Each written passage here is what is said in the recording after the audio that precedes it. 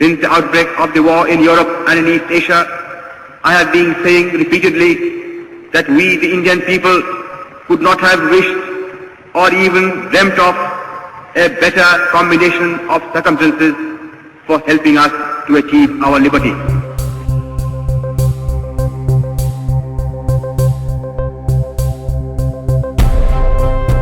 സ്വാതന്ത്ര്യം തന്നെ അമൃതം, സ്വാതന്ത്ര്യം തന്നെ ജീവിതം.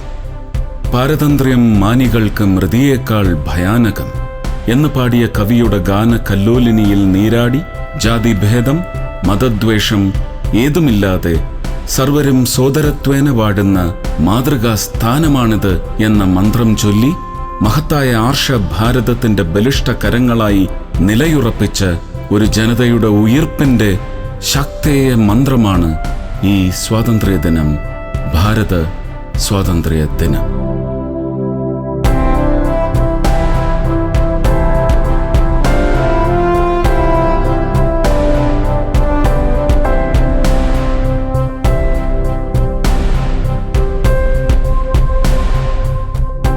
അലകടലും വിന്ധ്യ ഹിമാലയ ഗിരിനിരകളും കവചമണിയിച്ച് നമ്മുടെ നാടിന്റെ സംസ്കൃതിയെ വീണ്ടെടുത്ത പോരാട്ടത്തിന്റെ ഇതിഹാസോജ്വലമായ ഗാഥകൾ നമ്മുടെ ശ്രവണപുടങ്ങളെ കുളിരണിയിച്ചുകൊണ്ട് കടന്നുപോകുന്നു.